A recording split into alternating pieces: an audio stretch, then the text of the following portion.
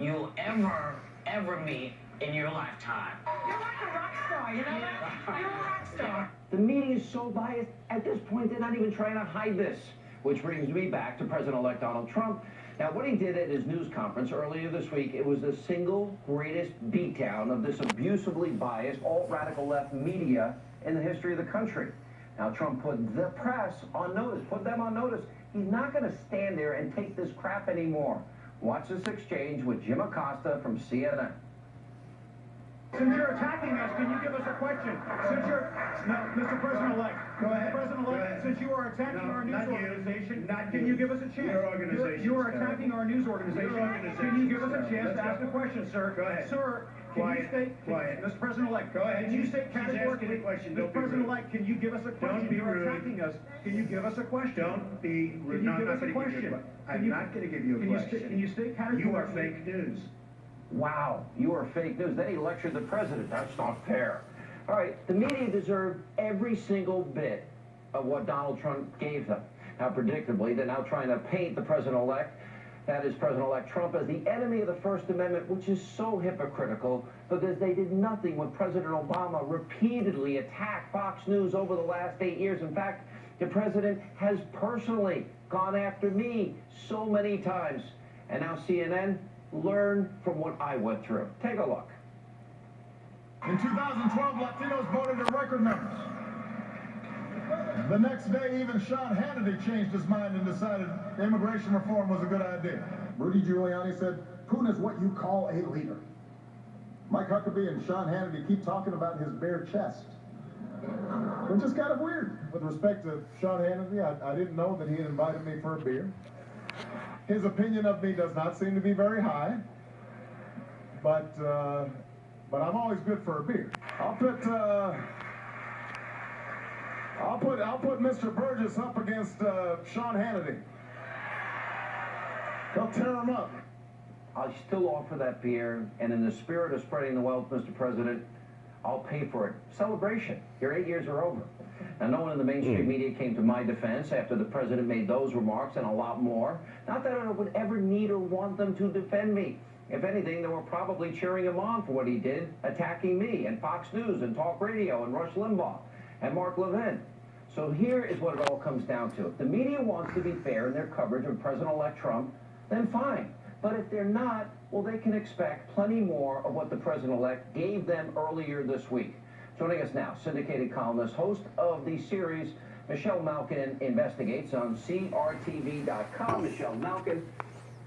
I watched the double standard. Part of me just wants to laugh, but then a part of me realizes for the rest of the country, this is journalism's dead. We have an informational crisis.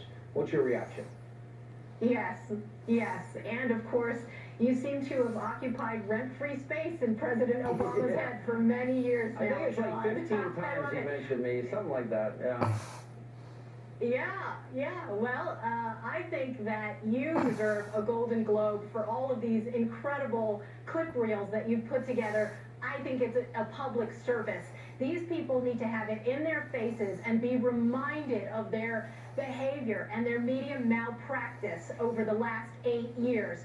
Good riddance to 8 years of Obama's drool bucket media. These fangirls and fanboys who literally ogled not just President Obama, but when he was a candidate. And as you pointed out in highlighting with Jimmy Fallon, they're fawning over Michelle Obama. And of course, those of us, you and I, Sean, and so many other stalwart critics and opponents and questioners and dissidents in conservative media were attacked for doing what those people in the mainstream media should have been doing. Do your jobs. Subject these political candidates to the same amount of scrutiny that you are now trying to compensate for with the incoming Trump administration. Only after Obama had done so much damage, Sean, did these people finally admit that, yes, we should have asked more questions. There's a very famous viral clip of Tom Brokaw and Charlie Rose on PBS, which we pay for, in which they cackle that they didn't vet